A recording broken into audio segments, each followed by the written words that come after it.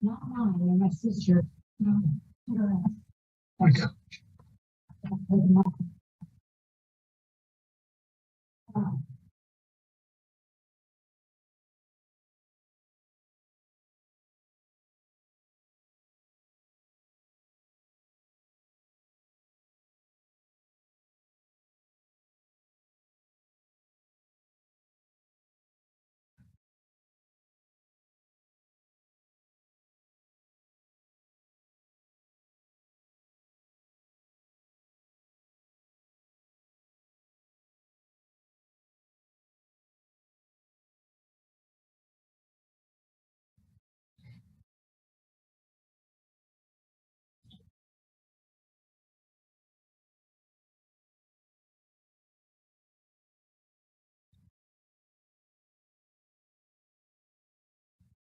Hi, Jackie. Hard day. Yeah, it's history. Yeah, we've got a history paper. Hi, Roger. Okay, we're gonna get started if we could.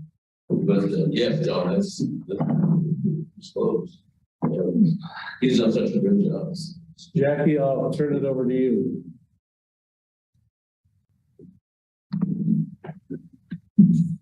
You don't have to read anything first?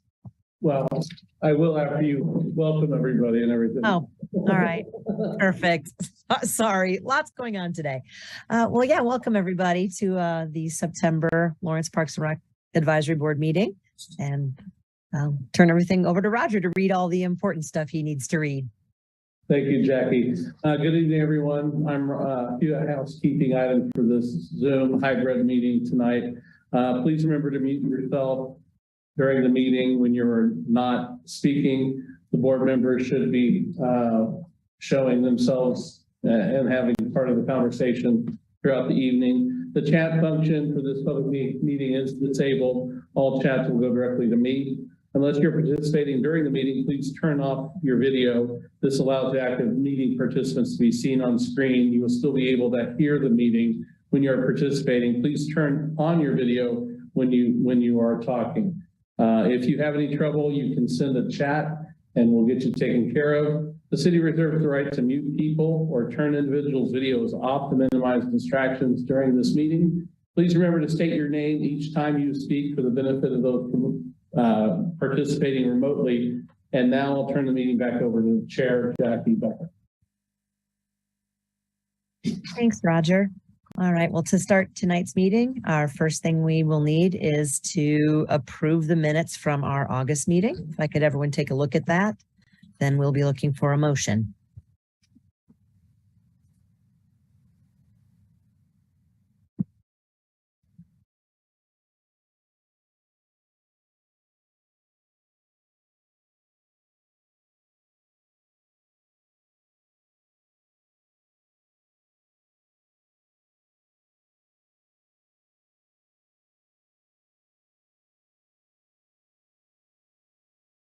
This is John Nalbandian, board member. I move that we approve the minutes. Marilyn Hull, board member, second. All right, we have a first from John Nalbandian and a second from Marilyn. Everyone in favor who is on our board, please raise your hand. Say aye. Aye. All right. Unanimous. Minutes are passed. It is now time for public comment. Do we have anybody that is waiting to speak today? They're all for the item number one, correct? Okay.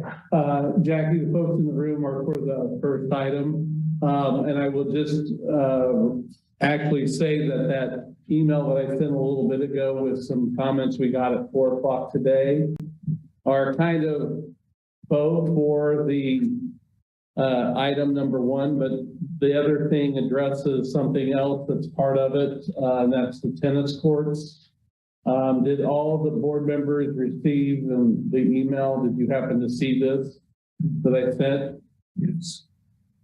Pat and John and Andrea, did you guys receive that email? Yes, I did. Thank you. Okay. Okay. Yes, I did too. Okay, that provides you the information that's about the tennis courts, so. Okay. And we don't have anybody online that's even wanting to speak, so. All right, so then we will look to the people who are at Parks and Rec right now to speak for public comment.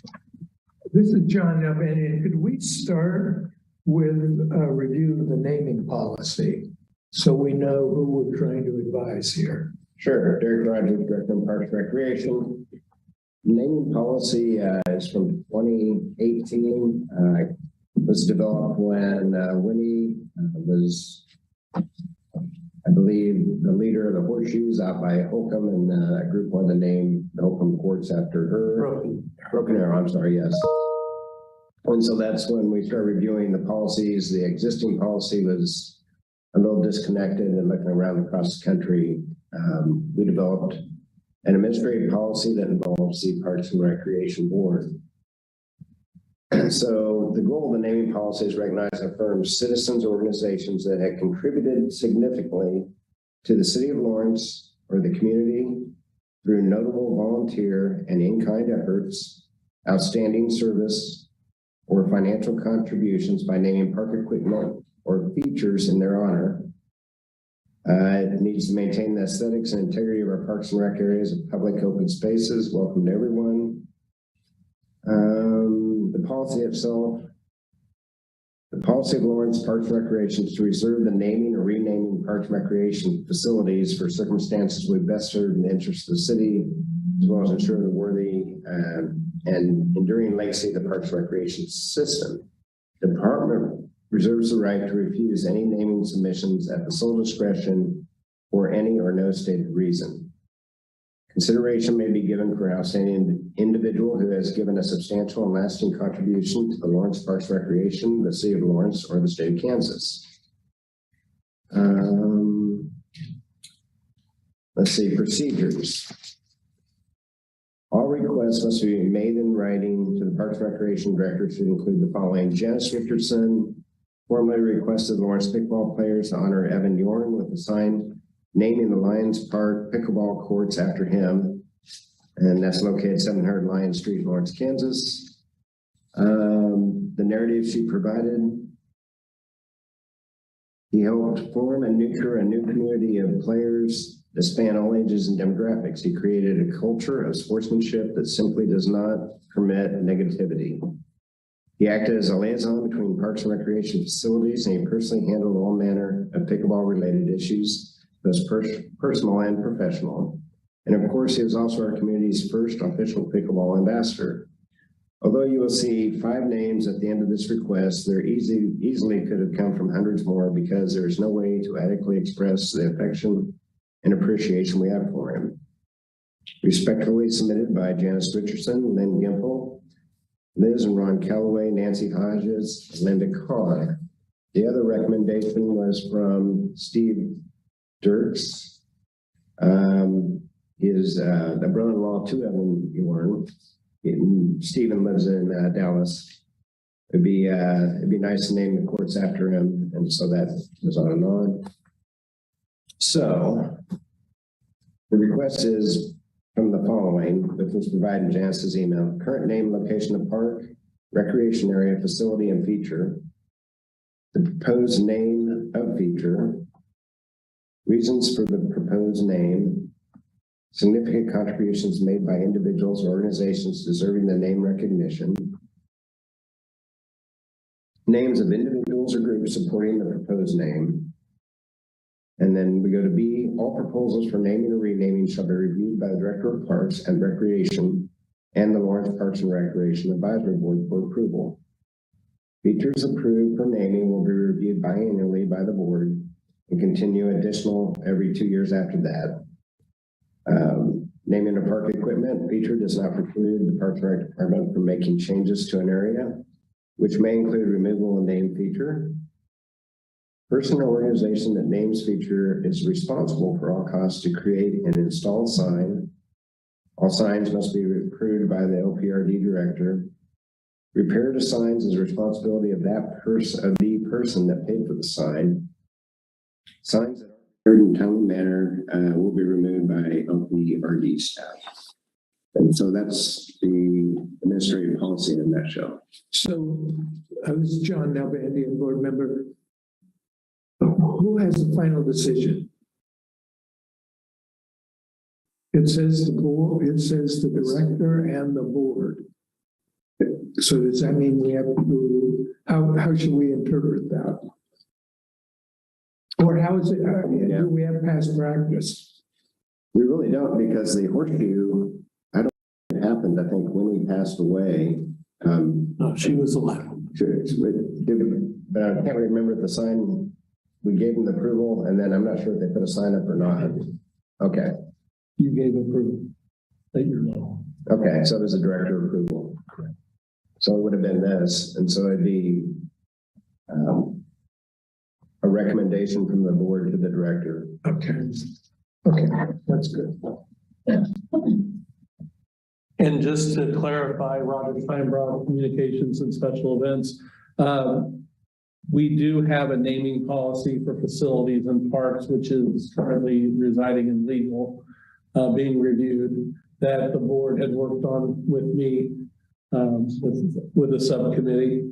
And that's overarching for parks and facilities. This is the amenities within the park. So not to get people more confused. So for discussion, we could go through the public comment, and then I could have the one written, but Roger, your recommendations. Right. Well, I think it goes back to Jackie, since you did your presentation, if the board has questions of staff first, and then we will hear from public. And then you go back to Jackie for questions back to staff. All right, Jackie Becker, Chair, are there any more questions for anyone on the board right now regarding the naming policy in relation to the pickleball courts in North Lawrence?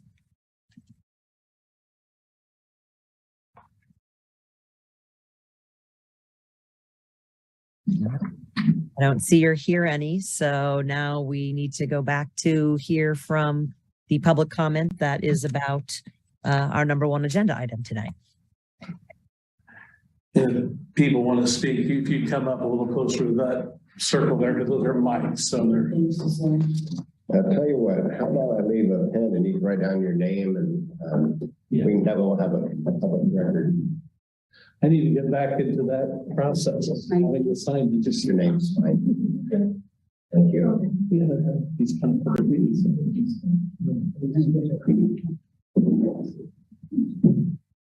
I'm Lynn Gimpel, a pickleball player in Lawrence, and the letter we submitted, I just wanted to add, there were several things we didn't mention about Evan Yorn in terms of contributions to the community.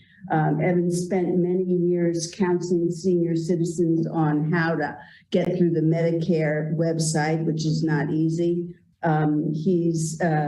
He still sings with, I think, the Crescendo choir, and isn't he still currently president of the Optimist Club?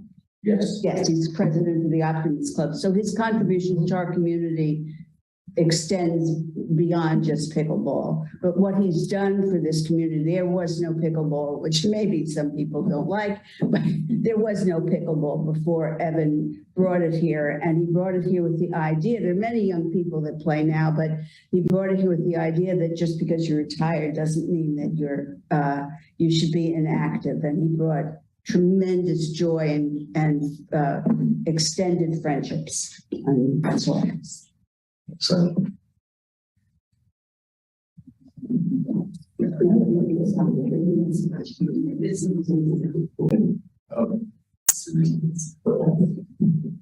My name is Tim Smith, pickleball player. Evan has built a community of players that you'll never probably hear from because there's so many and they're so scattered and so varied throughout the community. People play all hours of the day in different places. But he was a central figure. He's, if you talk to almost any of them, he probably taught them how to play. He holds all the instruction classes at 2 different places, does this all for free. Still does it. And so not all, pickleball players, but we're all pickleball players trained by Evan Jordan. So that's what I have to say. Thank you. I'm Janice Richardson, and I'm the one that started all this months ago that is moving slowly, although hopefully quickly now. What we would want is the sign to be hung inside the pickleball courts so that when you walk in, you can see that. That way, if there is public that is unhappy with the pickleball courts, they would only see the backside of the sign. And we know there might be some unhappy people. But so when you walk in, you guys have put a second gate, but you can just see it. It would be on the west side of the courts, but facing the courts, the west side of the fence, facing the inside. And I have no idea how big you guys make signs. Yes. Yeah. This is John Nalbandian. I'd like to ask a question. Not how many people, but how often are the courts used? Every single day. Every day. 7 o'clock in the morning. As long as it's good weather. Yeah. And then when, All summer at 7 o'clock in the morning. Till we're there. probably 10. Yeah. There's The people lights. playing. I played till 10:30 this morning. And there was a Wednesday night game last week. Yeah. That had, 20 or 30 people. And we went Friday night, and it wasn't just people that we know from Evanland. The community, there's lots of young people that work during the daytime that are over there. There's lots of kids over there just batting the ball around. KU, there's some KU. Yeah, we picked up some real good KU kids that come at 7 o'clock in the morning with us and then home and go to class. So it's spreading its age range. Do you know the comparison of how popular the pickleball is versus the tennis? Tennis, believe it or not, across the nation is declining. Yeah. Because pickleball is growing so much because it's so accessible to more people. More people can play it. Not everybody can cover a tennis court and play, but the older generation, you get a lot more people to use the same amount of space because you can put 4 pickleball courts where 1 tennis court is. And so instead of 2 people using up that space, you have 16 people getting their exercise. And so for that reason, a lot of tennis courts in a lot of communities are starting to convert over because there's just not that many people out there playing tennis all the time. And most of us did play tennis or racquetball or something in the past. Yeah. And now our knees and our elbows and our shoulders are much more attuned. A lighter weight ball and a smaller court. So there's actually a public health component to this. Oh, yes, yes. Okay. Be interesting to add up all the pounds everybody's lost over the last year. Could be a lot. It wouldn't keep as many friends as we've all made, though. And it's actually good for your health because it's relatively low impact. It's good for your reflexes. You're not, trying to run, 10 miles or something or ride a bike 100 miles. You can get it done. You can come in and play for a half hour, 45 minutes and get a day's worth of exercise and have fun. Equipment is fairly inexpensive. Yeah, Yeah. and an older population. Okay. Very much so. It can be my challenge. Yes. Come to Evan's beginner class. Yeah.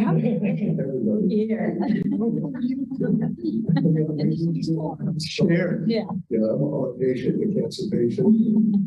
So, it's for everybody. Yes. It's really good for everybody. Yes. One of Evan's best quotes is, if you're not having fun, you're doing it wrong. Yeah.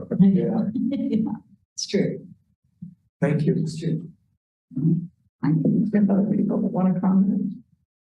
Jackie Becker, Chair. Can you remind me out there? I mean, I play sports out there and I can't remember. Is that divided into pickleball and tennis in North Lawrence, or is it just exclusively pickleball now?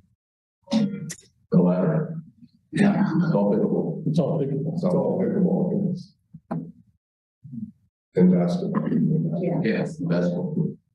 We have 8 courts out there now, and we have other courts around town. And all this was started by Evan about 14 or 15 years ago, I think, when they played in the senior center. And I didn't start, when I started playing, they were playing at Holcomb Park and lining courts with chalk or with Pater's Hate and bringing our own nets. And now we have a lot of dedicated courts around, but it's not unlikely to see 30 or 40 people at Lyons Park on any given morning, 7 days a week. And there might be 40 or 50 people also playing almost the same time at the sports pavilion. It's because there's a lot of courts there, and twice a week he gives beginner lessons. I started playing 10 years ago, and I weigh less than I weighed 10 years ago, and I feel like I'm in a lot better condition because I play, and I'm not that good at working out or just exercise for its own sake. I like to get out and play. Have some competition. Would you state your name for the record? Yes, my name is Ron Calloway.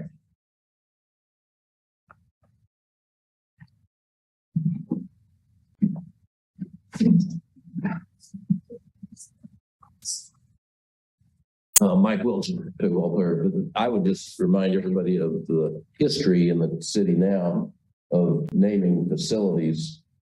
Fred de Victor Trail, George Williams Street, Lynn Goodell Street, Watson Park.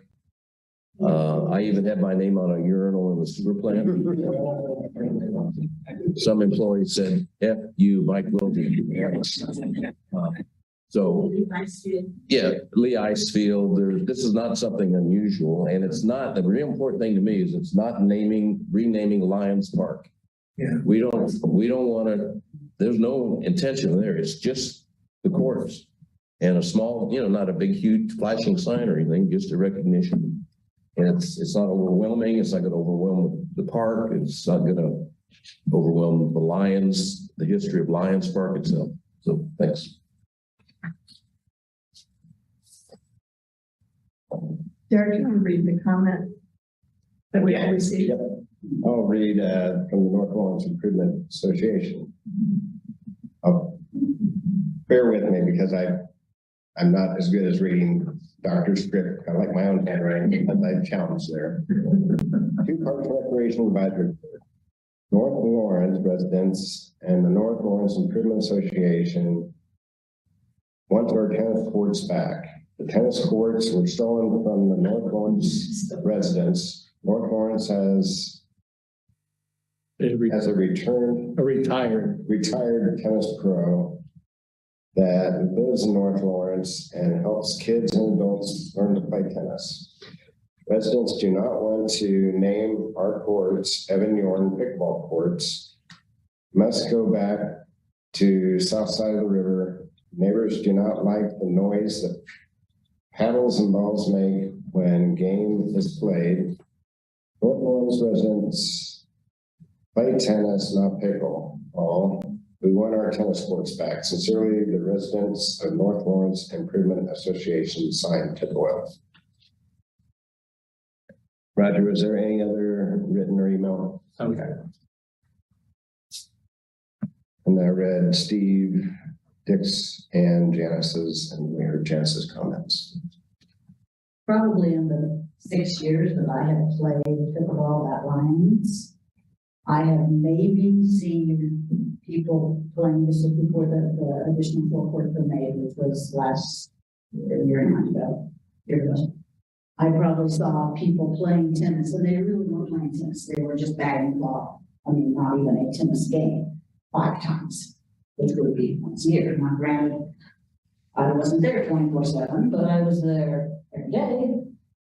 And it was, I don't know when they played. I mean, maybe they did before pickleball was around. I don't know. But, yeah, and I checked to see if Woodlawn School had a tennis court, because I thought maybe they did, because yes, I feel bad, we took away the tennis court, because some people did want things, and we wanted to snap at the tennis court, so then I felt bad when we were taking away the tennis court. But, I don't, we understand very many people play tennis, so. Well, this isn't a request for what they want, this is a request to name, so, yeah. Yeah. If you guys want to deal with, you know, the tennis court issue, that, we're not objecting to that. That's right. Tennis courts are fine. Yeah. But I don't think you're considering changing what's there now, back to tennis, which is what they want. They want that. So, Right, and with the cost of things, just an FYI, whether you build pickleball courts or you build tennis courts. yeah, I was with the director for Poland the other day, because we haven't bid courts out in a long time. They recently did a bid on tennis courts, $300,000. Yeah, 300,000. I don't know how many courts, but if you look at concrete costs and some of the other costs of construction right now, so whether we build pickle or tennis, that amenity is expensive, and so it's just an FYI. So I get the neighborhood saying, yes, we would like you to build a tennis court and do something else, but even a bathroom's over $100,000 now to put a real restroom. what's the water feature? Couple $100,000. Keep going. We'll talk about that later. It's approximately 600,000. The costs are just, there's only so much money that the city can play with, and we got a lot of competing Well, they're interests. building housing right across the street from them, so they're probably could leave people complain about the noise of the water. People are living Actually, I think there's only, I don't know how far, I mean, I know the sound of pickleball goes pretty far. There's trains are there too, so, you know. The train tracks, and you can't even say the score because the trains are running through, but, you know, we're used to them now, we kind of like them, but, there's only, I think, 2 houses that actually face the pickleball courts, and the rest of them are down on the other side of the baseball fields, and There'll be new ones when those there'll be some new ones, I think they're building. duplexes are trying. Otherwise, there's only 2. There's only 2. We bought the corner lot and took a house down because of flood issues years ago. We bought that house because it was always money. You know, but that'd be place for them. And the other house, the little one, the one on, that was really big, they had a garage sale last summer, and they came and parked their cars over there, and the lady was very friendly, and I said, oh, you want to come play pickleball with us? And she said, well, one of these days I'm going to. And I thought, okay, I guess you're probably not the one complaining of the noise, and yet she would be the one that would be the closest to it, so. Well, is a motion in order? Yeah. Do you want to go? Actually, I have Jackie Becker, Chair, I have a quick question. To Derek, to your knowledge, has anyone else in North Lawrence recently complained about the pickleball courts, or is this the first time that we've heard from North Lawrence or residents in the area about the noise? Derek Rogers, Director of Parks and Recreation.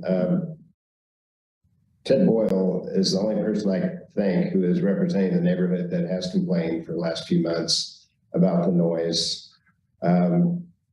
And I was like, what is the noise? And if you look nationally, I don't play pickleball, so correct me if I'm wrong, there is a different sound of the pickleball hitting the ground that it makes more of a ting sound than it would be a tennis ball sound. Yeah, it's a Different kind of ball. sharper. Tennis ball is softer. So now, But let's go back to Mike's comment, which is we're talking about the appropriateness of naming the pickleball courts, Yeah. not whether we should have them or not. correct, which goes back to my question. I've got one real quick, Jackie, if you're okay. At the 30,000 foot level, what is the intent of the policy?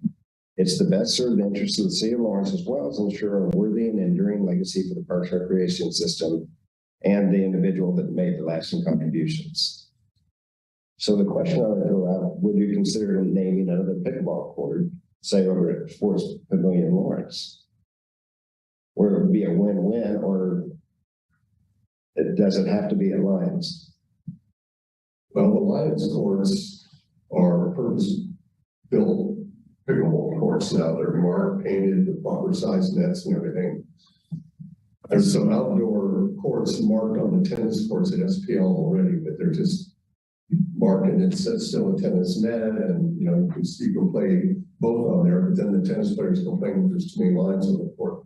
The other courts at SPL are all indoor on the basketball and volleyball courts, but all their markings and soccer markings and everything else. So it's just like playing like spaghetti there. But, Yeah. So these are really the only purpose-built ones at the moment. And the city did a great job of fixing them up.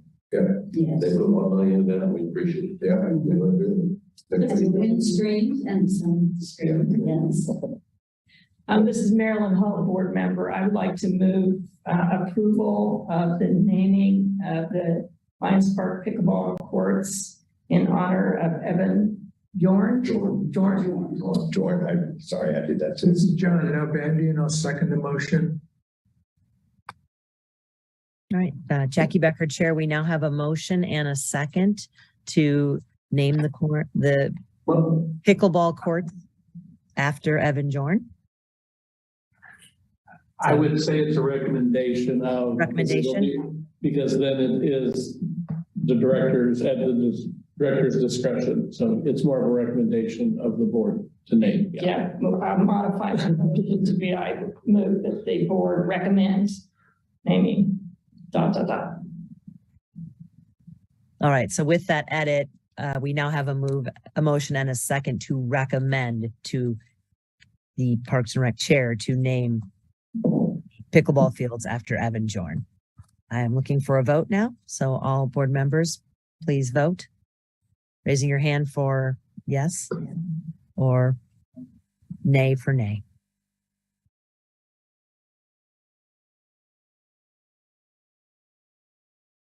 Andrea?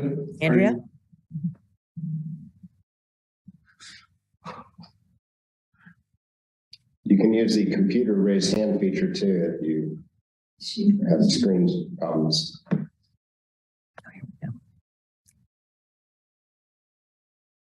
Andrea, are you able to hear us right now?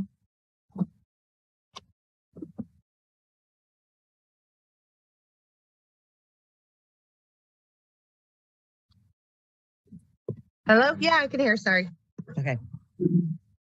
So we just had a motion that we're voting on it for the recommendation, and I'm looking for a yay or nay from you. Yay. I apologize. All right. So that appears to be all yay, and the recommendation passes. Thank you, everyone, for showing up and your support for a sport that you're absolutely passionate about. We still will work with you on raising money and all the details. So let's get back if you assume, if you approve it. Yes. We go forward and we'll get back with you. So thank you everybody for coming on. Thank you. Thanks. Thank you all so What a much. great.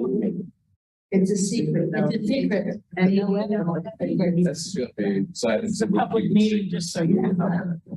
Yes, public meeting. You're kind of muffled, so you're gonna speak up a little more. Okay. Let's see if I can do this. Hopefully, Jack, you'll be able to hear you more. So much better. Thank you.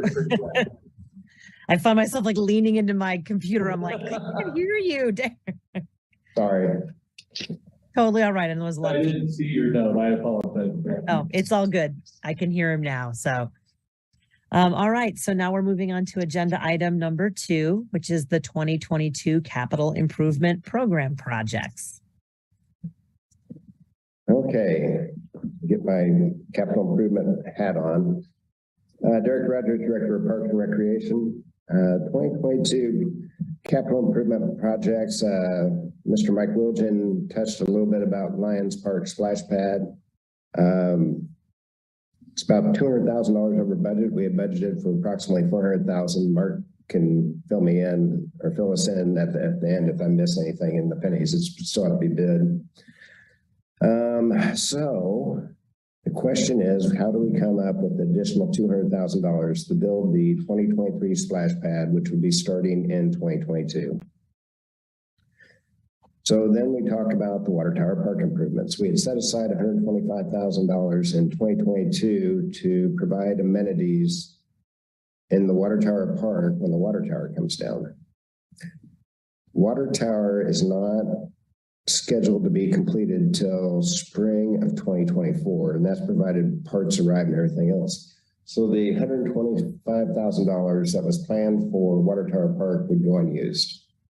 We had a public meeting with the West Hill Neighborhood Association and Hillcrest Neighborhood Association, and I don't know if they, and the residents that came out to talk about this at a public forum at the Water Tower Park and what our thoughts were to use the $125,000 and get their feedback for the splash pad at Lyons Park. And then we will use some of our existing funds within budget of Parks and Recreation to make up the $200,000 total. That's the plan. That leaves us without, that means that we need to plan to do a public engagement with the neighborhoods around Water Tower Park this fall. The proposed timing we're looking at November. And so that's the draw circle. You send a letter out, you reach out not only to the neighbors, but you reach out to the people living in the apartments, you reach out to the presidents of the fraternities and sororities, let them know there's a public meeting and what should those amenities be. We get the capital improvement designed in 2023 to be submitted with the 2023 budget and for 2024. I believe in talking with Planning Development Services, the commission approved amenities for at least $125,000. So there is a time more so than scoring. But in talking with the neighbors at the meeting, and we do this with other neighborhood associations when we go into a park, they're interested in doing fundraising to add to the amenity. KU 804 Studios said, hey, one of the individuals that lives in the neighborhood works for that and says, we would like to be involved. So we're getting head nods there. So we're getting multiple wins. And then could you bring in potentially Evergy or somebody else? So they could, at the end of the day, get a really cool project, and it should score better even in the CIP by this synergy. And one of the questions to me was, is that fair to other neighborhoods? And I say yes, because we offer it up to other neighborhoods, just that at the end of the day, the intentions haven't been met by action, that they say they're going to fundraise and then doesn't happen. I have the feeling that these two neighborhood associations residents will come through and actually help with whatever those amenities are. So looking forward to a public engagement on that. Mark, did I miss anything, or Roger from comments you'd like to add on the CIPs? No, the only comment is next Tuesday's commission agenda would place us on the commission agenda to basically move the money from Water Tower Park over to Lyons Park, and also allocate another $75,000 of our 216 operating budget. So that $200,000 that we anticipate will be needed for the $600,000 spray park. I can show you some pictures if you're interested. This is John Nalbandian. How does the splash pad at Lyons Park physically, how does it compare to the one in East Lawrence?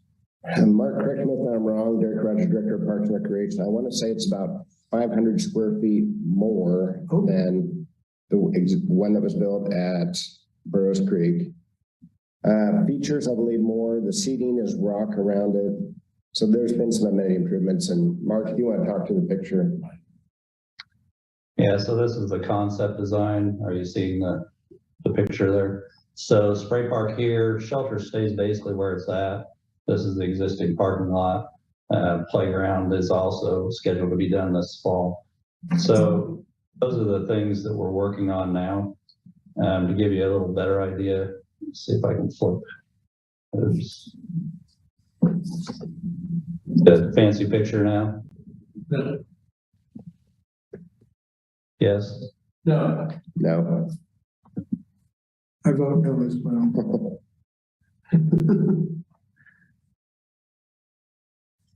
How about now? It is, yes. Okay, so that's a concept drawing of what we may be looking at for that spray park. And this is one vendor, so we have 2 or 3 different vendors we'll be bidding it to. But it's going to be a little bit more substantial than the one we did over in East Lawrence. I think we all learned a little bit from East Lawrence that one's maybe a little bit small, especially when it get crowded. So the concept on this was to spread out spray features a little bit more and give us a little better footprint. The East Lawrence splash pad, John Abandon, East Lawrence splash pad has that enclosed area for, what is it? Mechanicals, the Yeah, regulation of the water. I didn't see any I didn't see any facility like that in the drawing. Is it behind the brick wall, essentially? Yeah, can you see this? Oh, over there. Yeah, so the mechanical systems will be basically the same as what we have in East Lawrence. So it's a large pump / chlorination pit, then a water holding pit, and then a drain pit. Honestly, this is where a lot of the money is, and it's behind a fence and you can't even see it. But that chlorination system, so it's chlorination and a UV system sits behind that fence. And that's what allows the spray features to cycle on and off. So it's all computerized system. So when you hit the button, you get different events based on, the timing we have on those computerized spray nozzles. Jackie Becker, Chair. Where is the restroom then? Does the restroom remain where it's in the original place where they're at Lyons right now, or are those being moved? No, same spot. So here's the restroom right up here. Okay. Tennis courts or basketball courts and pickleball are over that way. So it basically sits right now, the playground's right here where the spray park is. So we're bringing the playground a little closer to the parking lot and putting the spray park towards the back. And the thinking on that is, in the winter time, more people will be coming to the playground than the splash pad. So it pushes back. Yeah, good point. Hey, Mark, this is John Blazek, committee member. Parking all squared away for everybody? Yeah, we think we have enough parking here. We may get a little too much traffic if we have a large number of pickleball players. We also have to the north, we have the big parking lot that's for softball. So there's plenty of parking in the park. You may have to walk a little further than you wanted to. But I'm sorry, go ahead. I think on a normal day, pickleball tends to come a little more in the morning. Splash pad will come more afternoon. Softball will be more evening. So I think ebb and flow of the traffic in the park will work. We'll have to see. There's plenty up there on the north end that never gets filled. So how about for ADA people? Yeah, so we've drawn in code compliant ADA. So we can do those 2. If we find that that's not enough, we can do another 2 here. So yeah, okay. We're set for ADA. Thank you. This is Marilyn Hall, board member. This is go to the budget change question, but just having used the facility in East Lawrence, shady areas for parents and caregivers will be super appreciated. It looks like there's some seating under this existing mature tree. That's not clear that that's going to be shaded.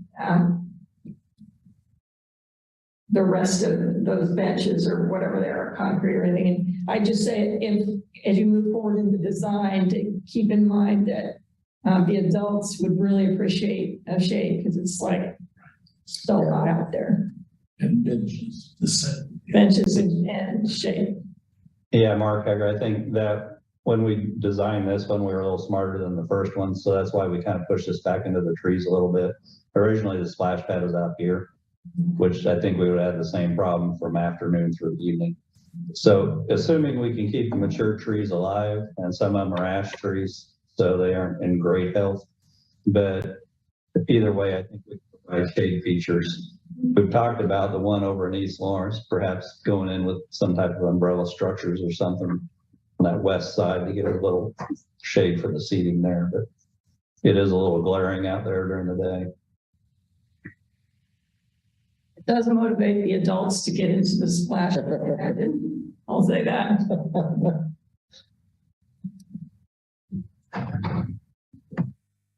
Just for other reference. Let me show you this. So you're seeing the playgrounds? So we currently have the playground concepts out. So we bid a couple of companies. So this is one of the concepts from Game Time. And then there's another concept from AFCO. So what we've done is we've taken these concepts that we've received bids on that we know are within our budget. And then we're taking those to the North Lawrence Neighborhood Association, asking them their opinion. It honestly doesn't matter a lot to us because we basically put together a bid package that said, give us your best shot for less than $100,000. So all the companies kind of came back with their own. Can you show us the drawing 3D JPEG? It's not showing up. It's behind the other one on our screen. This So, one? yeah, there you go. Yeah, exactly. Thank you. So that's from AFCO. Can you see that one now from Cunningham? Correct, yeah. So those are two, in my mind, a better concepts. We have a couple others that we weren't really excited about. We'll see what the neighborhood thinks.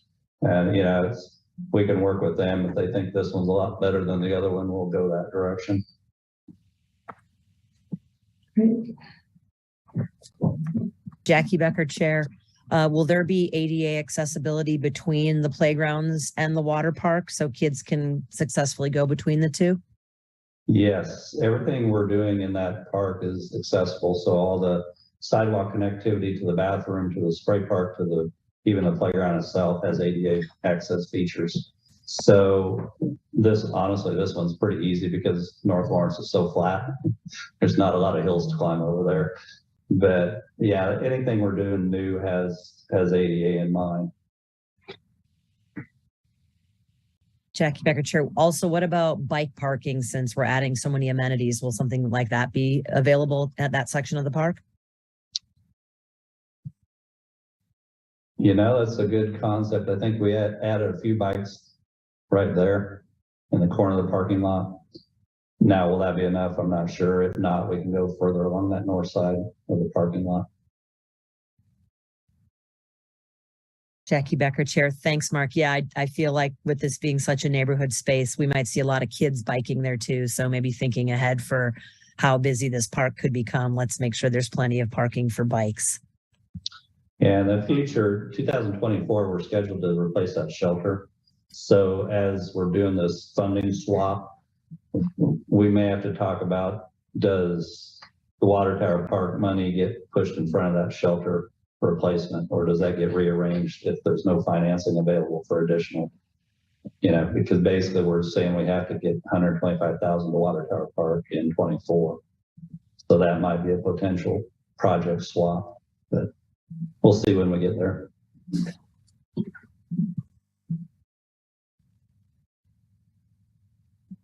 So a lot of this is informational. Like I said, it'll be going to the City Commission for approval.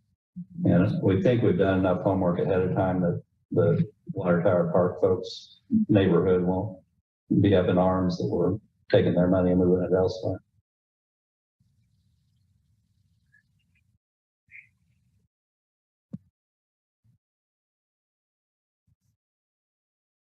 Thanks, Mark. Any additional comments from board members? Questions? All right, not hearing any more. I think that's really exciting to see how neighborhoods can work together and make some trades. And, you know, hopefully that leads to something bigger and better for Water Tower also and gets Lyons the brand new splash pad. Thanks, Mark. All right, so moving on to number 3 on the agenda, the passing of Tom Wilkerson, our former Assistant Director of Lawrence Parks and Rec. Hi, Derek Rogers, Director of Parks and Recreation. Tom Wilkerson passed away. He was 76 years old. He was our previous Assistant Director for Lawrence Parks and Recreation Department. Tom served for the city and in Parks and Rec for 18 and a half years, and Assistant Director for Fred DeVictor since 1989. Tom was instrumental on many large capital improvement projects in the Parks and Recreation Department, to include the Indoor Aquatic Center, which is phenomenal and probably the biggest project we had my opinion today, at least one of the coolest. I came to Lawrence in '73. He was as the director of recreational services at the University of Kansas. During his tenure at KU, he was a member of the design team for Robinson Center and was responsible for equipping the facility, and became an assistant professor and taught classes in recreation administration. Wilkerson believed that the passage of the sales tax in '94 in support of Parks and Recreation was not only a great achievement, but also a reflection of the community's commitment to the first-class city, being a first-class city. It showed that this community sees the importance in having programs that are respected across the state. The community has always emphasized the importance of how Parks and recreation areas help the economy and are a reflection of this community. It's really a community attitude, which has assisted in the development of parks and recreation services we have today. I think that he was very visionary and did some awesome things for Parks and Recreation. He was loved by many. There was a great tribute at the Sauter Gallery to his legacy and everything he did, and from his family. The previous director, Ernie Shaw, had some great comments, and it was for something that is demoralizing, was very upbeat and a great send-off and tribute there, Tom Wilkerson. So, Roger or Mark, anything you would like to add? Well, for me, Roger Steinbrock, Communications and Events, I came in August of 2002, so I'm passing 20 years up. He retired in October of 2002.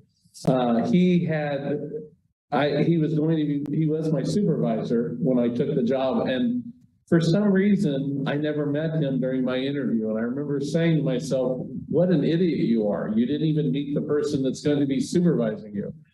And a week after I had started, he came into my office and said, well, I'm going to be retiring in October. And so that, it was kind of funny because I had just come from someplace that I had 3 other retirements of supervisors. And I'm thinking, this must be me that's causing these people to retire. But I got to know him after the time period of him retiring. And, he did a lot of other things in our community. He was on the Boys and Girls Board and also was a Mason. I know that that's a big part of his life that continued, clear up until he was a secretary and treasurer, and actually recruited other people to become Masons as well. And their focus is on youth and community. And I know that he raised a lot of funds. And as Derek mentioned, the 94 sales tax, or 96, which is 94. I get confused. I apologize. I had a 96 sales tax in my hometown where I was, so I always get these two confused with the dates. But the 94 sales tax, he actually was a lot of the budget side of things. And so he orchestrated a lot of the management of those projects. I mean, in terms of the budget side of things, we had project managers, from what I understand, of the different projects, but he was the person that kind of oversaw the budget for the department. And I've heard stories of just how he handled the budget. So I think he really did a lot for the community with the funds that were there, and made sure how to stretch the dollar as far as he could. And I know that Marilyn, I think you may have been the one that posted online I had done when he retired, I wrote a press release, or a news release. I guess we didn't really press it anywhere. But the news release kind of spoke to the trail system. And, and that was kind of Fred's thing too, in terms of the visioning that was part of Parks and Recreation. And to me, it was more of the envy across the state, being somebody that was away from Lawrence and not really connected with recreation, but had my hand in it from when I was in high school, and having my directors, Steve Snyder and Salina, contacting Fred DeVictor in Lawrence. And Lawrence was seen as this community that really cared about health and wellness. And I actually experienced that when I came 20 years ago. And have continued to see it grow today. And I just applaud this community for not only funding us, but having the foresight to look at the health and wellness of its community, to help them, help themselves, having the recreation facilities open to the public for free of charge, and just having the amount of green space and trail system. To me, that you applaud the community, but it also takes leaders like Fred and Tom to really steer that money and get it into the right direction. So I know I've spoke too long, and Mark, you may have some other things to say, but he was a tremendous individual for our department and did things the right way.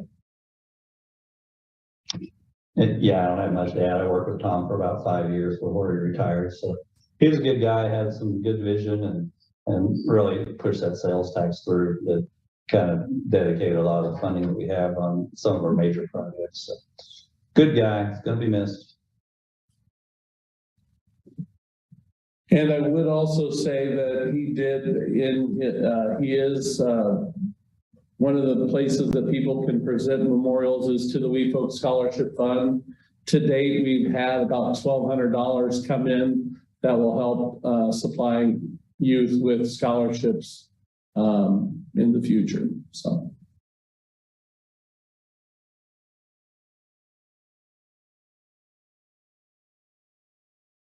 Thank you both for sharing all of that wonderful information about the work that Tom did all these years for our community. It's really, younger people, we don't know often where it all came from, and to kind of hear where some of these things started 20 years ago, that's really exciting to learn about. So thank you, Tom.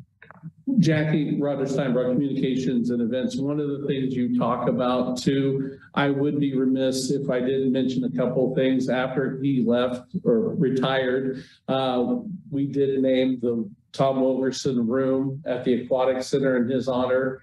And then we also had a teamwork award that we had given out to employees, and we expanded it to part-time employees and to community partners in the future years after that. But we renamed it the Tom Wilkerson Teamwork Award because he was very much about teamwork.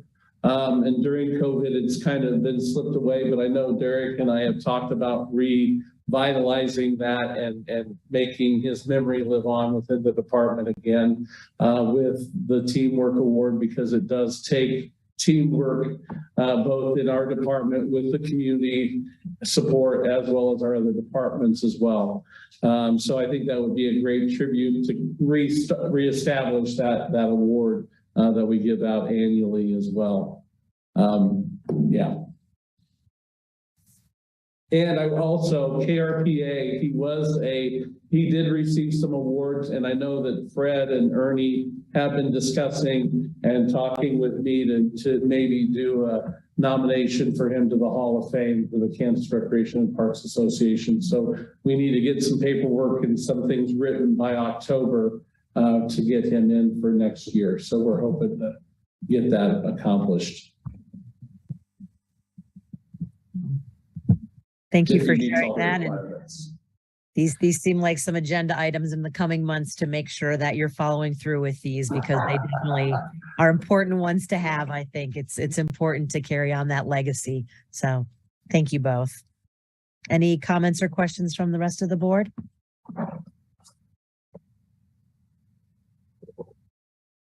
All right. Well, that moves us into E, the concerns and board member items of interest. If anyone has anything to chat about, please share. This is Marilyn Hull, board member. I actually have a few different things.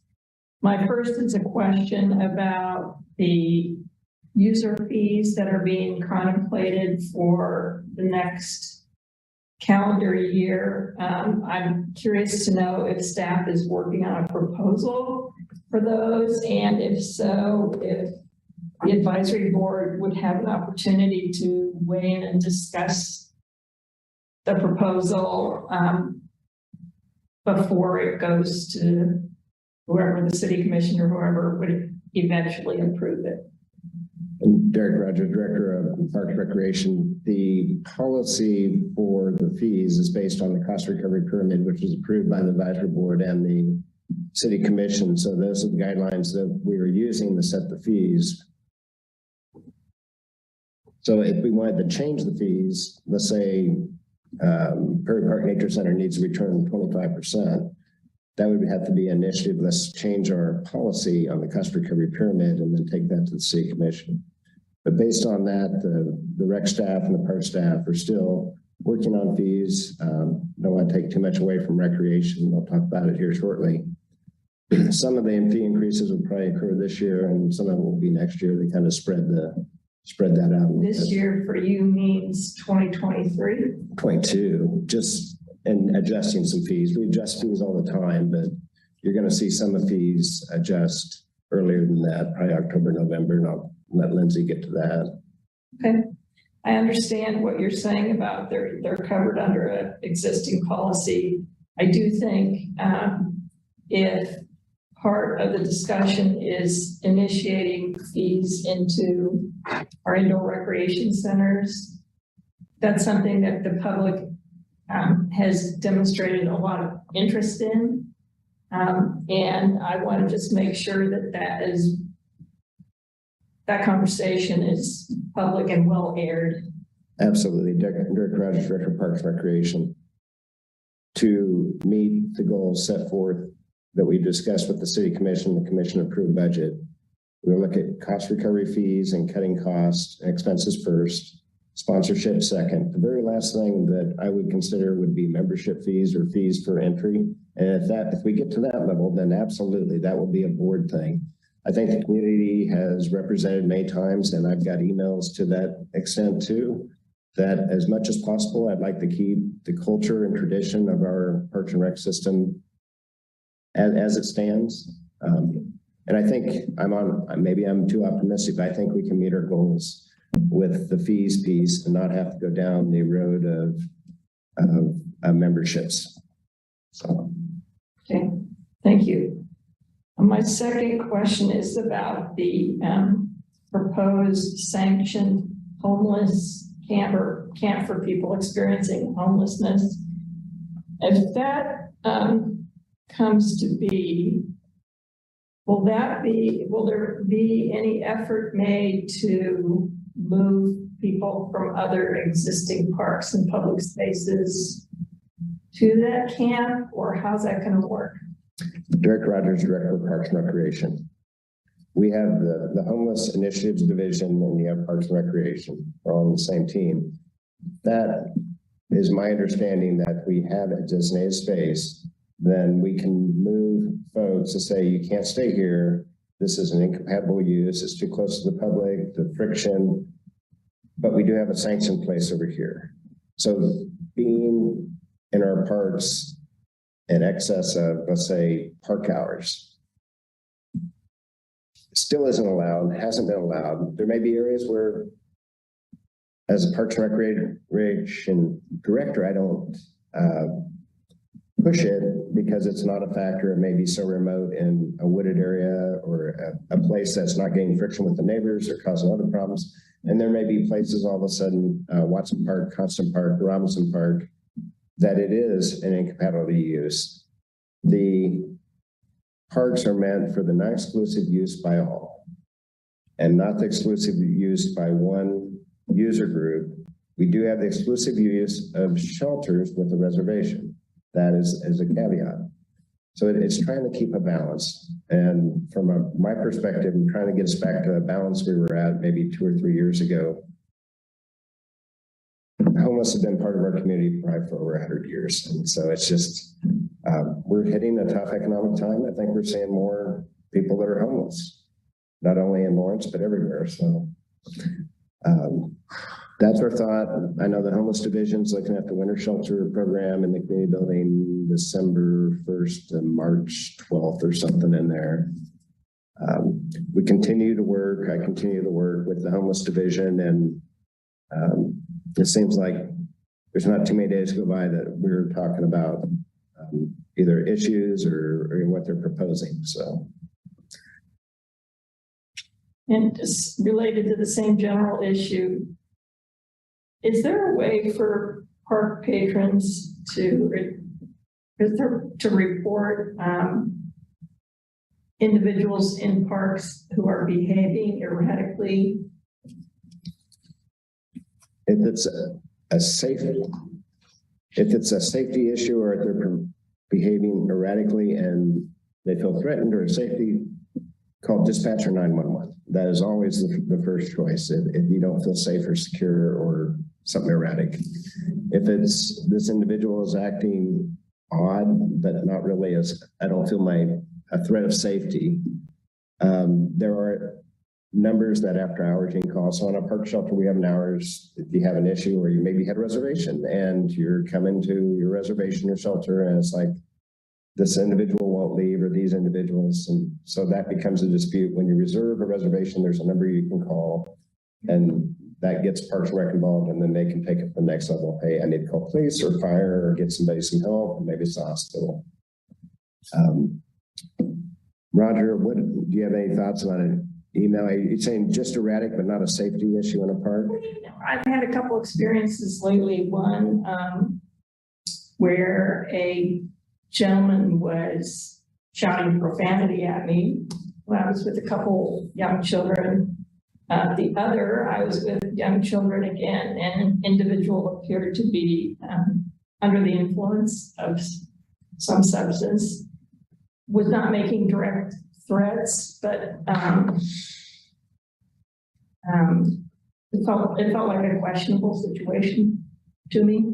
And I wasn't sure, other than just we're leaving, I wasn't sure if there's anything I could or should do. In that situation, I'd call dispatch, and because it doesn't sound like I can leave, but this may or may not be a safety issue for another person walking through the park. We're safe, but I just want to make the community aware, and it'll be out there on Facebook and police scanner. And right, Roger, Steinbrock Communications and Events. We also have folks that email the Parks Rec email, Parks and Recreation email, and there is the homeless division now. That's actually, I think that's brand new. So we're trying to figure that out and how that all works together. And so those things come in to me, and I forward them immediately as soon as I get those to folks, so that if there is something that's immediate need, like he said, call 911 and get just the police number. You did bring up a great question. I'll ask them to see if they won't set up a generic email. It might just be something, hey, or a phone number. Something's not right here. Maybe that'd be a first. Yeah, and I think that's why we're still setting it up. So I think these are great points to bring out to make us think and figure out how we can help the community, everybody in the community. So thank you. That would be appreciated. I mean, I don't just want to dial 911 every time somebody looks like they're under the influence, but it would be, I guess it'd be helpful to me as a patron to sort of know, all right, if this seems like a slightly unsafe or questionable situation, what's the best and most compassionate way to deal with it? Right. I think John Nalbandian, board member, I think that our impression of 911 is an emergency number. I bet an analysis of 911 calls would probably not necessarily bear that out. Yeah, PD dispatch, that's usually when I call. I see a street light out, I see a trim down, a tree down, I call dispatch and then they work that after hours. Let me give you that dispatch number. Meaning 911? No. They have a non-emergency line. Yeah, it's 785-832-7509 will get you the Lawrence Police Dispatch on. I saw something that just doesn't look right. I saw an individual at a park looking in car windows. Maybe they locked their keys in the car, maybe, I'm not sure, but it at least brings the awareness that, hey, let's go see what's going on in the parking lot. Can you repeat that number? 832-7509. 832-7509. Okay, thank you. Terry, John, go ahead, Jackie. So I was just curious with that phone number, is that available at most of the parks when you enter with information, or could we add a QR code or something that has that information out there. So it's not going to 911, and we know that there's better ways and that we could use a different number to hopefully, discuss or notice things that might be happening at a park. Derek Rudge, Director of Parks. I'll let Mark answer that, see what his thoughts are. I think that's something we need to check with the police department and see what they would prefer on handling non-emergency issues, whether they prefer us called directly into dispatch or how they would like us to handle that.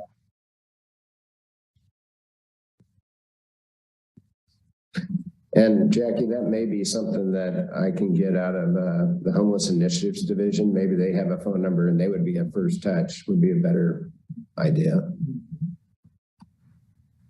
Yeah, Maryland Hill board member, I would like it if there was an option like that. If there's an outreach worker or somebody who can come out, it's a little less threatening than a police car pulling up.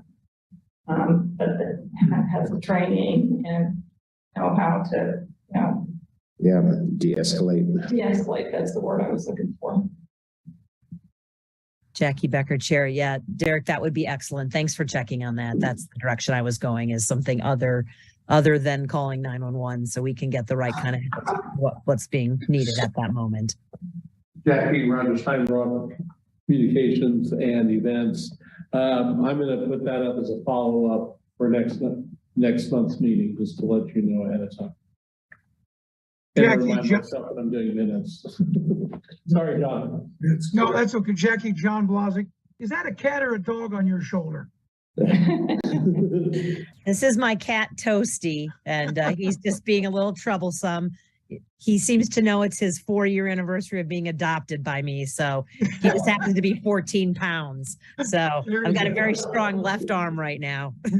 Thanks, John. I have a question, Derek. Can you give the community members that are listening any update or anything that'll be on the notes? What's the Parks and Rec? What are you looking at to try to offset some of your $1.3 million deficit before you raise everything 30%?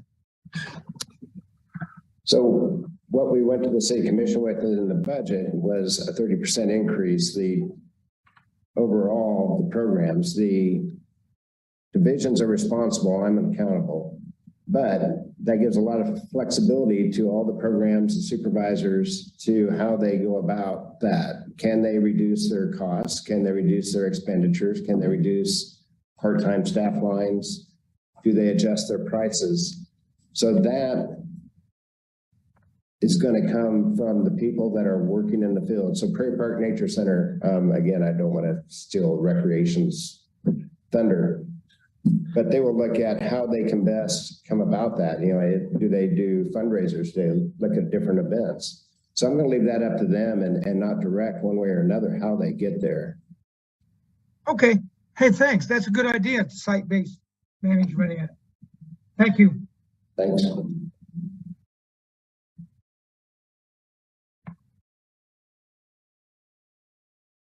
Any other additional board concerns, items of interest from other board members? All right, not seeing or hearing any more. Time to move on to our reports in the other section.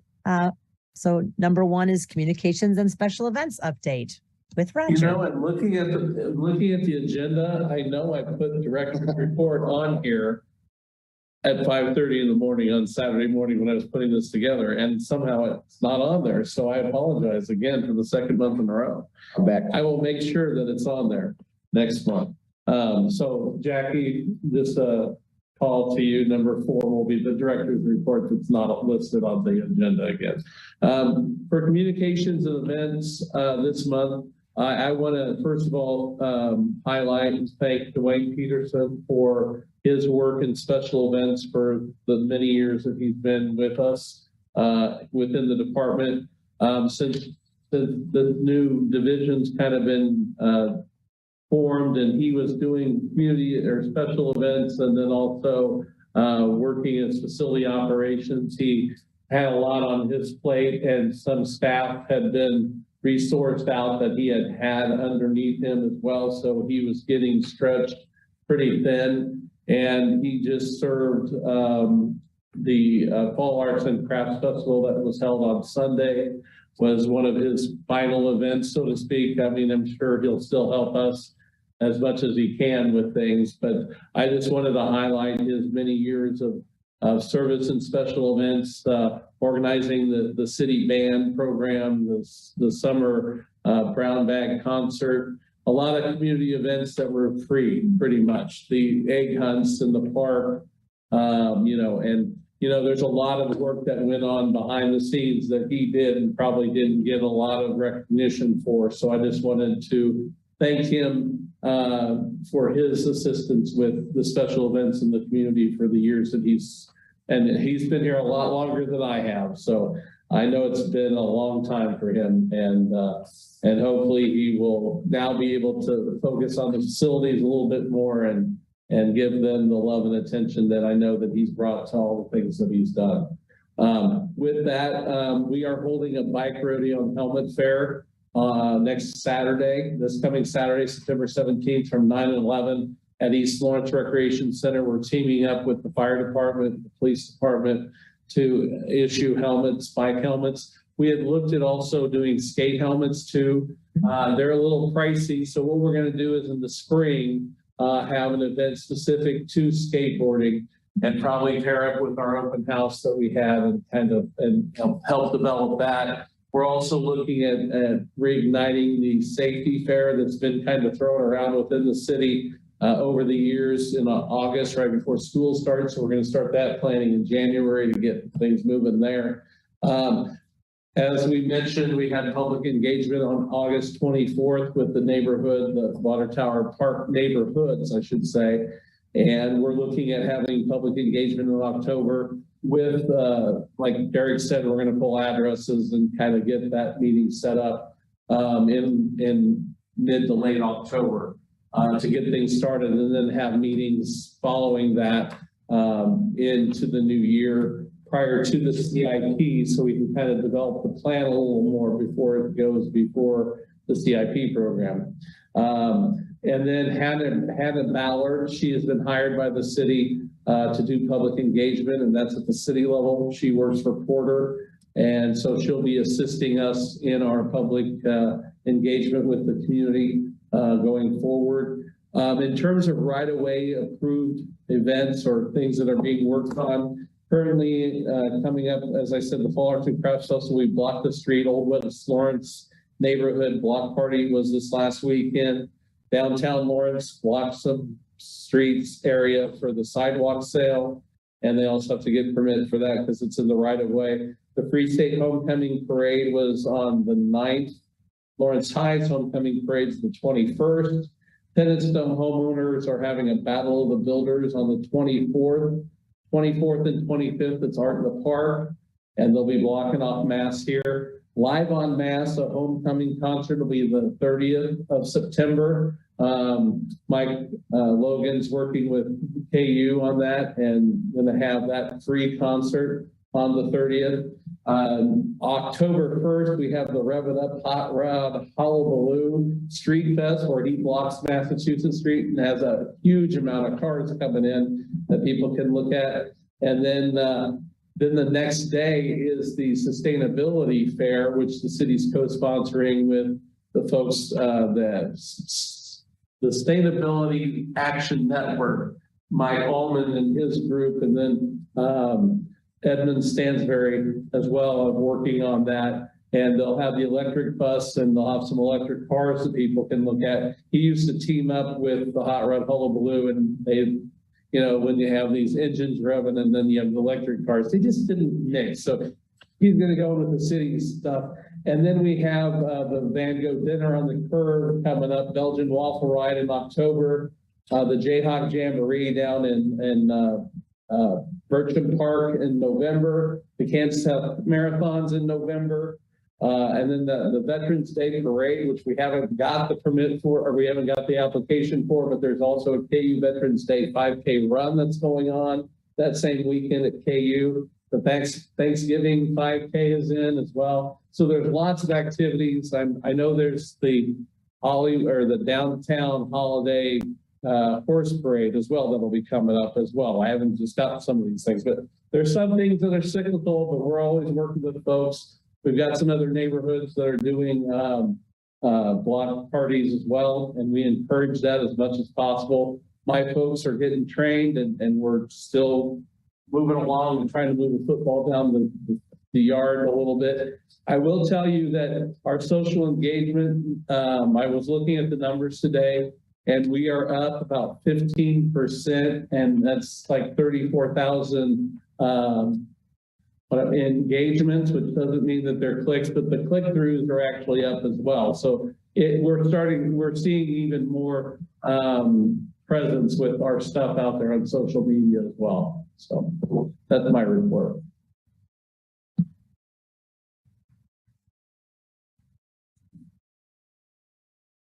Any questions or comments for Roger?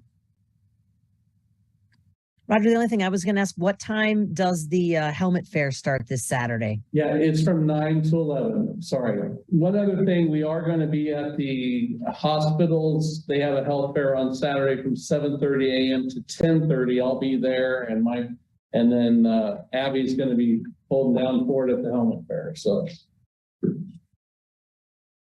Really excited to see so many of these things returning again. So yeah. Thank you for that update. All right, moving on to number 2. It'll be recreation facility operations with Lindsay Hart. Okay, Lindsay Hart, Assistant Director. I want to just echo what Roger said about the Arts and Crafts Festival this past Sunday. It was a great event. I just really want to thank Dwayne and his staff, as well as our park staff, for just a great event. It was a beautiful day, beautiful park. We had a great turnout. And so I know everybody was really pleased, and it was a great success. So that went really well. We're also starting most of our fall programming this month. So here over the next few weeks, our fall programming is up and running. And as we've been talking about, the big thing on our plate right now is working on fee adjustments. I've been working closely with staff and all the different program areas, and we're working together to check the market rates. You know, we definitely want to keep fees reasonable. And, you know, we're looking at these user fees and making adjustments where we feel it's appropriate to help us, you know, achieve our revenue goal for next year. But we do plan on putting some new fees into effect in October and November. So it will be over the next few months and not necessarily waiting until January 1st. But again, we're still tweaking the details and kind of getting final numbers put together, and we'll be giving those to Derek for final approval to roll out over the next few months. And I'll be working with Roger to get some news releases out, making sure our patrons are aware and have a heads up before those go into effect. And we'll make sure we have signage at our facilities and things like that. But it will include our, you know, parks and shelter rentals, facility rentals, golf, cemeteries. We're also working with the individual program areas. And in addition, we're obviously working very closely with Prairie Park Nature Center. They're going to be making some changes to, make the facility and their programming more sustainable. And on that note, we are having an open house for the Prairie Park Nature Center on Saturday, September 24th. That's going to be from 2 to 4 p.m. And again, we'll be getting some marketing out for that soon to share with the public, but we want to invite neighbors, supporters, you know, the community, and give everybody a chance to give some feedback. We want to, you know, talk with the group, and especially since we had such great support that came out to the city commission meeting through the budget process. We want to talk to them a little more in depth about, you know, how they can continue to support us and ways that, again, we can make that facility more sustainable. And that is all I had.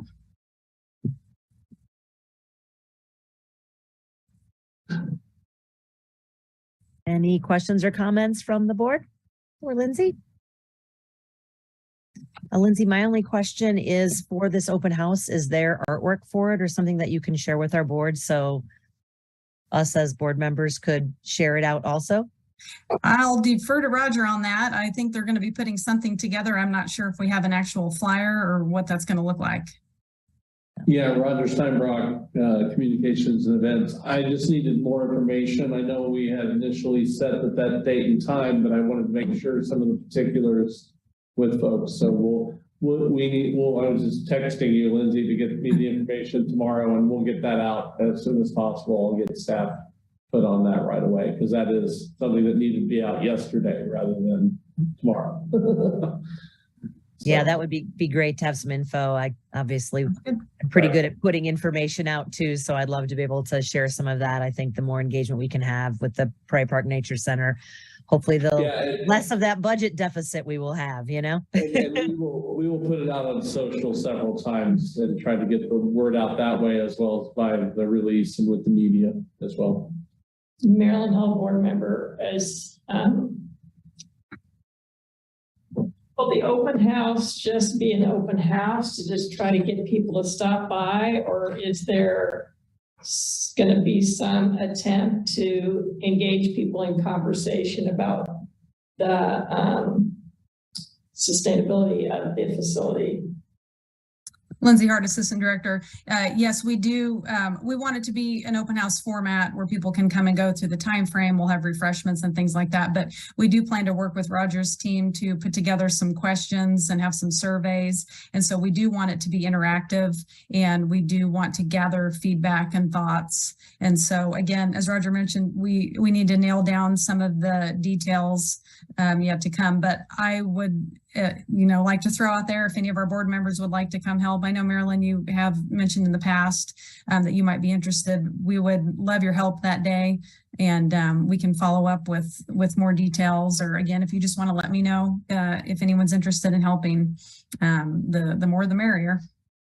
Roger Steinbrock, Communication and Events. Lindsay, I'll email the board tomorrow as well and get the particulars. Once I get all that from you, kind of give them the framework, and then see if you're interested. You can respond back to me, and then we'll get you plugged in, and then we'll send you the collateral as soon as we get that stuff ready to go as well. I would love to see the invitations include something like, we need your input,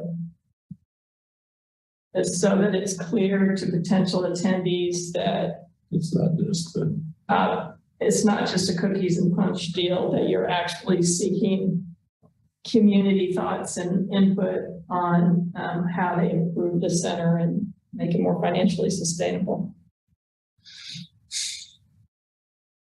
Great. Jackie Becker, Chair. I think that's an excellent idea. And yeah, continue to share with us on the board, and maybe some more of us can make it out that day. Any other questions or comments for Lindsay? All right, hearing and seeing none. Moving on to number 3, Parks and Facilities Maintenance with Mark Hecker. Mark Hecker, Assistant Director. Hit on a few things. Just the general maintenance of the parks is always interesting in September, because we're kind of transitioning out of those summer months and getting into fall. So we'll be doing a lot of turf renovations. Our staffing tends to dwindle a little bit as we get out of the summer months, so we're pretty stretched. Staff are working on a number of projects, both CIP level and then smaller projects that we want to finish up before winter. So the CIP, we're still working on the splash pad over at Lyons. We're still working on the playground at Lyons. We're working on the Broken Arrow shelter renovation. We're working on the Eagle Bend Golf Course pump station, which is the irrigation station we're replacing, hopefully by next spring. So those are some of the bigger ones, but I thought if we have just a minute here, I'll share with you the City Commission last Tuesday approved the 2023 budget on second reading. So we now know what some of the CIP projects will be in 23 and through 27. Obviously, they can still change, but this is what's scheduled if you're seeing my chart here. So these are the 23 projects that are currently funded. So installing artificial turf out of YSC, upgrading some lights on baseball, softball, skate park improvements. This one's the best one, replacing the sewer lagoon liner. I think everybody's excited about that one. Playground replacement, we're trying to do 2 a year, so we'll continue with that. This is parking lots and road improvements. We're trying to do a couple $100,000 a year. replacing one of our aerial bucket trucks on Forestry. Then you see a whole list of Lawrence Loop projects. So some of those are new and some of them have been on there before. The first one here, the grade separation of South Iowa, is a new project. So either we'll go under Iowa or over Iowa. That process. 8th to 7th is over, it's that little gap we have from Santa Fe over to 8th Street. So that'll get filled in. This one's a little bit new. We had 2 projects proposed. So we had proposed a project from 7th Street to Constant Park, and then the Colorado River Commons group had also proposed a project that would cover the same ground. So we merged those projects. So 2 years worth of planning, then we're going to go for a larger $7 million grant at federal level. So that one's new. This one's been on for a while, Michigan Sander Shaw, and then trail system markings. So 23 looks great. 24 is also tentatively approved, but you'll start getting into artificial turf on some of the other fields, baseball, softball infields. This is where we start picking up the outdoor aquatic center plans in 24. We start to build it down here in 25. So it's kind of exciting to see the projects that kind of made the cut. The ones down here in the gray are the ones that did not make the cut, but I tend to just look at the ones that actually got funded. So like I said, the biggest thing we are concerned about is the 23, because 24 through 27, we'll get another look or two as we go year to year at budgeting. But I'm very happy with the amount of funding that was allocated to these projects. You can see if one here maybe that, you know, fell off the bottom was the West Lawrence Spray Park. That one I think we'll try to bring back by changing the project a little bit. But any questions on the CIP or anything I could answer? This is John Nalbandian, and I have an unrelated question about maintenance of Oak Hill Cemetery. Is it appropriate to talk about that now? Okay, so I know that there's going to be a refurbishing of the monuments and review of that. And, Watkins Museum is involved in that, Friends of the Oak Hill. I was thinking, and part of that whole issue has to do with maintenance of the cemetery and maintenance of it. And what I was, which is I think our responsibility, right? But what I was thinking is, it would really, I think, be kind of cool if those workers who are responsible for maintenance of the cemetery, if they actually had an opportunity to attend like a 1 or 2 hour seminar on the significance of the cemetery. So that it's not just, you know, mowing the lawn and doing this and that, but understanding the significance of what they're doing. Just a suggestion. Yeah, Mark Hecker, Assistant Director, we're always open for suggestions like that. And I don't know who would specifically provide that training or the technology we need. The cemeteries are very interesting to maintain, especially Oak Hill. If you ever go out, there's not a clear path to mow. You know, Memorial Park's a little bit easier than the upright stones, but Oak Hill is just a little bit of a mess to maintain. Yeah. There's been, you know, ongoing conversation for years on, we went through a series of time where we were spraying around all the headstones to try to keep the trim down.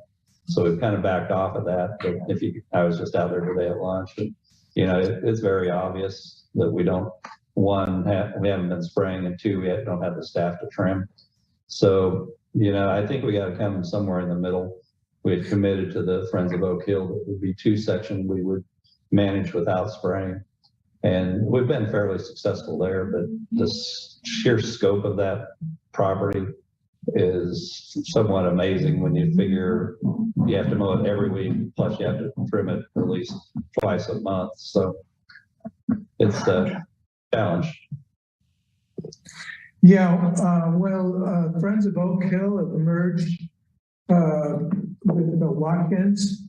And so Watkins would be the place to contact, or I can have them contact you guys.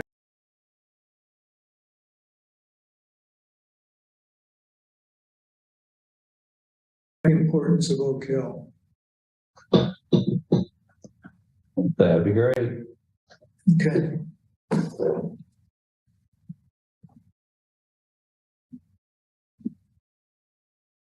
Any other questions or comments for Mark in his presentation? All right. We're adding number 4 for Parks and Rec Chair, Derek Rogers. And Derek Rogers, Director of Parks and Recreation.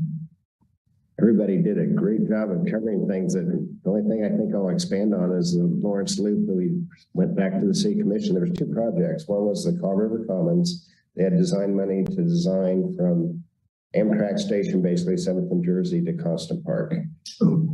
And so that would be the water route. And then we also had money set aside to design the route across the land. And so what we did is merge that. So we'd both be trying to solve with one design, concept design architect, would be able to present multiple ways to get from A to B. And then that should a better stewardship of financial resources, but it should also mean that we can better compete for grants with the RAISE grants or federal grants, instead of the federal grants looking at, well, you got a land route here that solves it in the water, which does the city really want? And we'll forget them. But it will also look at the dollar cost. So I think the Kaw River Commons is about $7.7 million. The land route could be $1.5 million overall. So this design concept, I think, moves us in the right direction. So once I finally was able to wrap my head around all these great brains in the city that are trying to move 5 steps ahead of me on, let's do this, this, and this, and this makes more sense, to get the 30,000 foot of what they're trying to do, I go, I get it. That sounds like a good plan. So, so the same firm will be asked to provide 2 alternatives. Is that what you're saying? To explore all alternatives. And so what I hear from some of the MSO engineers is they've exhausted a lot of the land routes, whether it be on the street, or do they do sidewalks or multi-use paths. But the water one's kind of interesting too. And by combining those, there wasn't enough money somehow left aside for the Kaw River Commons design. There was like 13,000 and we had 262. So again, let's get some synergy of focus on how do we get there. So, Derek, John Albanian, board member. I wonder, like, what population would be more likely to use that route? And I'm thinking, like, if it's people in East Lawrence to get to the park, people in the park, or whatever, downtown, the elevation would be really pretty important. I mean, to make it easy for people to do that rather than, you got to walk your bike up the trail. Derek Rogers, Director of Parks and Recreation. The Sustainability Network, Michael Allman, he's about purpose, and it's about traveling to businesses and using the loop for that. I'm more about the recreation of having a loop around Lawrence. And so I met a couple individuals, a man and his wife and their dog, and I can't remember if they're traveling across the country, and he writes stories and there's competitions. And so I met him. He was looking for, how do I get around the loop and where's a good place to start? And so we talked about the first place, if I was going to park and start, if I could park at Hobbs Park and start at 11th and Burroughs Creek, there's your ADA section. Yeah. They were both my age or a little older, and he's like, well, my spouse may not be able to take the hills as well. So I go, well, this is a great one. Go out by the wetlands and do some of that, versus if you started off at Monterey and Peterson, I'm going to start up a nice big neck way out. But it goes to the same question of how do you get from the Amtrak station to Constant Park? Yeah. Well, and why do you get, why? Because I know in the Friends of Trails, there was discussion about, from a transportation perspective, a land route that maybe goes through downtown and to the pool could really serve some kids like at East Lawrence that are trying to get to the pool. The water route better serves people who are the bike riders, right? Who are wanting to go around the city. So part of the engagement in the design process, I think, should be, who are we building this for? Well, that's a good point, because I would, John Nalbandian, board member, because my fantasy is that the Lawrence Loop becomes a tourist attraction.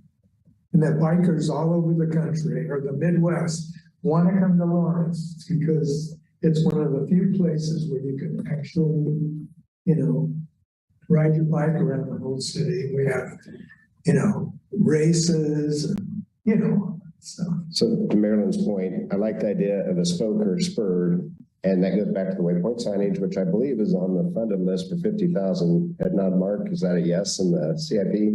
The 50K? I thought I saw that still on there. What? Wayfinding.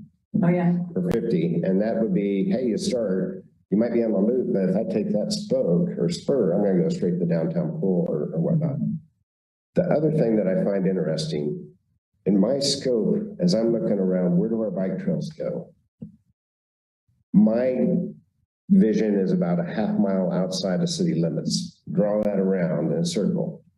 So when I go meet with the county just pushed my boundaries out 2 miles. So you take 2 miles from 6th Street and K10, that puts you at Kanawaka Corner.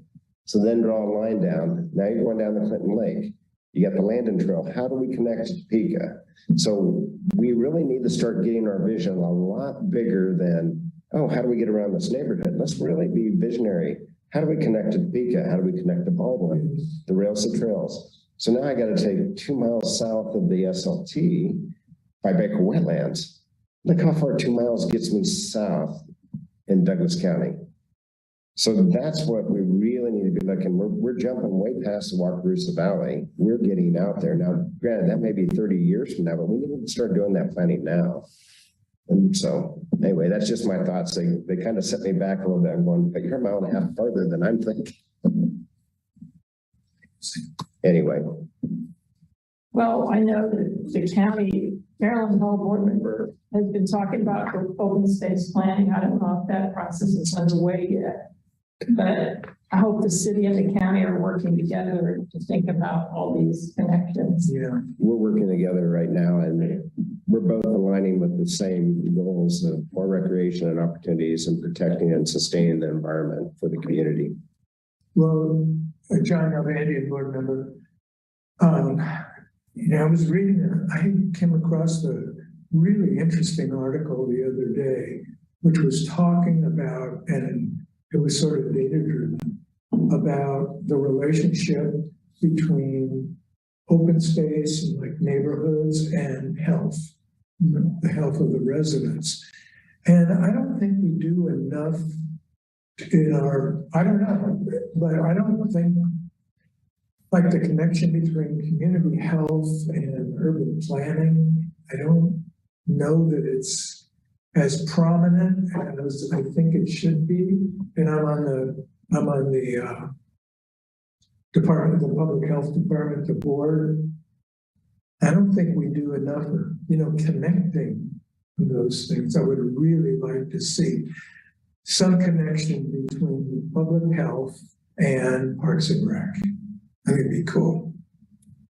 Gary Krebs, Director of Parks and Recreation. And the other time we talk to developers is, and Parks and Rec does get a lot of ditches. We've got some fantastic ditches for recreation, but we also have to start thinking about those neighborhoods and new developments. They're going to need pocket parks with amenities, with park features.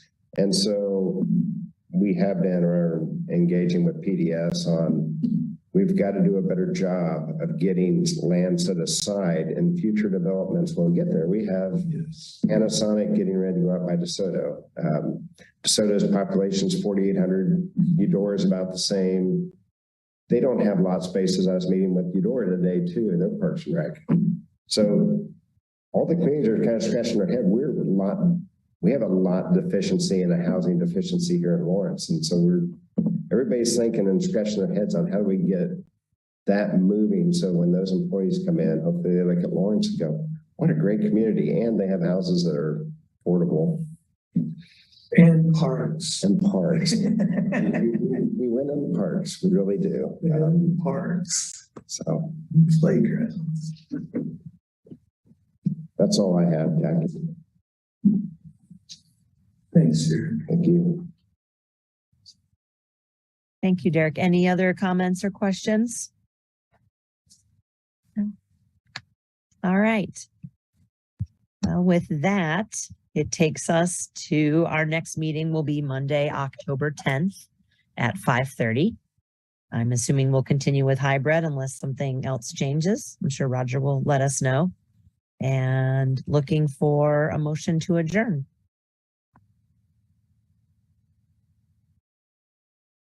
This is Andrea Chavez, board member. I move to adjourn the meeting. John Albany, board member, second. All right. All those in favor to adjourn, say aye. Aye. All right. Thank you, everyone, and we will see you next month on October 10th. Okay. Does Columbus Day a holiday? I'm a